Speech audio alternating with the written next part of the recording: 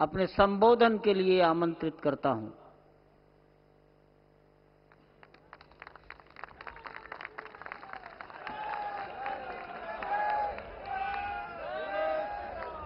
देश के सम्माननीय यशस्वी और जयस्वी प्रधानमंत्री जी आदरणीय नरेंद्र जी मोदी,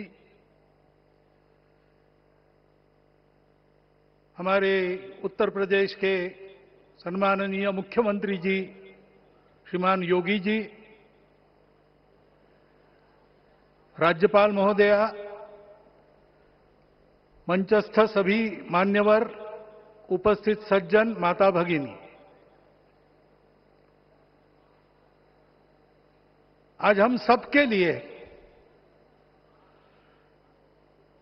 एक सार्थकता का दिवस है।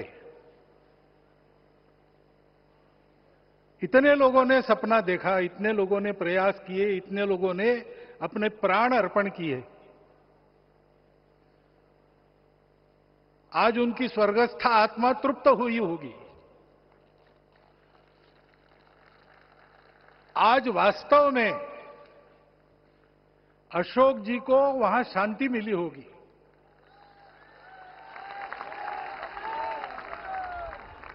महंत रामचंद्र दास जी महाराज, श्रीमान डालमिया जी, कितने संत, कितने गृहस्थ, कितने विद्यार्थी,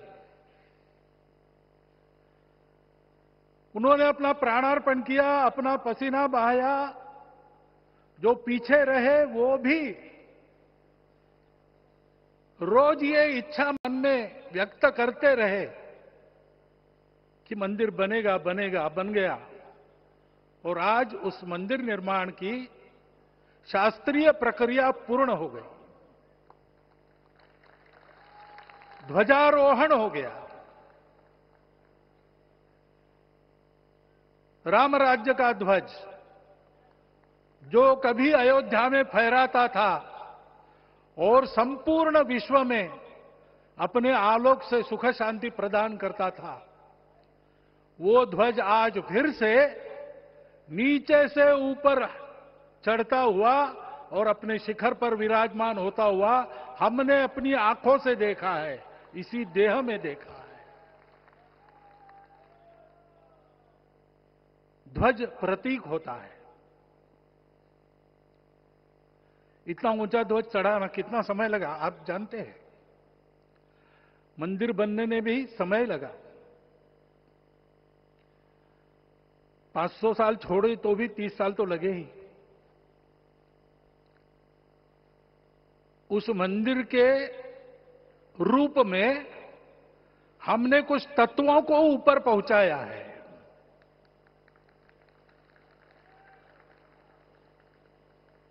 सारा विश्व जिससे ठीक चलेगा, अपने व्यक्तिगत जीवन, पारिवारिक जीवन से लेकर तो सृष्टि जीवन तक सबका जीवन जिससे ठीक चलेगा, वो धर्म, उस धर्म का प्रतीक भगवा रंग, वह इस ध्वज का रंग है। ये धर्म ध्वज है। इस धर्म ध्वज पर रघुकुल का प्रतीक कोविदार वृक्ष है। वैसे रूप देखा जाए तो कचनार जैसे लगता है। और जो खोजी लोग हैं वो खोज कर कह रहे हैं कि मंदार और पारिजात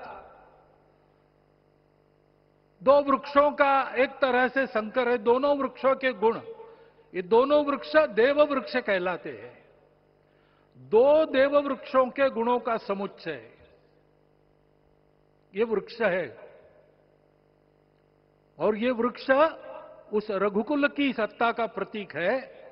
वो सत्ता वृक्ष से व्यक्त होती है जिसके बारे में कहा गया, छायाम अन्यस्य कुर्वन्ति तिष्ठन्ति स्वयं आतपे। सबके लिए छाया देते हैं, स्वयं धूप में खड़े रहकर। फलान्यपि परार्थाय, फल स्वयं उगाते हैं, दूसरों के लिए बांट देते हैं। वृक्षाः सत्पुरुषा इव, वृक्ष सत्पुरुष होते हैं। और कचनार के गुण औषधि भी है। कचनार के वृक्ष का अन्न में भी उपयोग है। सब प्रकार से उपयोगी इस वृक्ष का प्रतीक हमने लगाया है। धर्म जीवन ऐसा जीवन होता है, और ये जीवन जीना है, उस जीवन की प्रतिष्ठा करनी है, इस जीवन का झंडा शिखर तक पहुंचाना है। चाहे जितनी प्रतिकूलता हो, चाहे जितनी कठिनाइयां हो, साधनहीनता हो, सारी दुनिया स्वार्थ में बहती होगी, लेकिन हमारा संकल्प है। सूर्य भगवान उस तेज के, उस संकल्प के प्रतीक है। उनके रथ का एक ही चक्र है। 4 चाक वाली गाड़ियां भी एक्सीडेंट करती है तो एक चक्र चलाना है, और रास्ता खराब भी नहीं, रास्ता है ही नहीं। अधांतर में चलो रथस्य एकम चक्रम। रथ चलाने के लिए 7-7 घोड़े, उनको नियंत्रण करने के लिए सांपों के लगाम है, और रास्ता नहीं है, और सारथी जो है उसके पैर नहीं है। ऐसी गाड़ी चल सकती है क्या? कंप्यूटर में डाटा डालेंगे, कहेंगे नहीं चलेगी। लेकिन बिना थके रोज पूरब से पश्चिम जाना आना सूरज भगवान कर रहे हैं, क्योंकि कार्य की सिद्धि स्वत्व के भरोसे होती है। हिंदू समाज ने लगातार 500 साल और बाद के दीर्घ आंदोलन में अपने इस स्वत्व को सिद्ध किया, और रामलला आ गए, मंदिर बन गया। यही बात सत्य पर आधारित धर्म, सत्य जो प्रतिनिधित्व होता है ओंकार से, वो सारी दुनिया को देने वाला भारत हमको खड़ा करना है।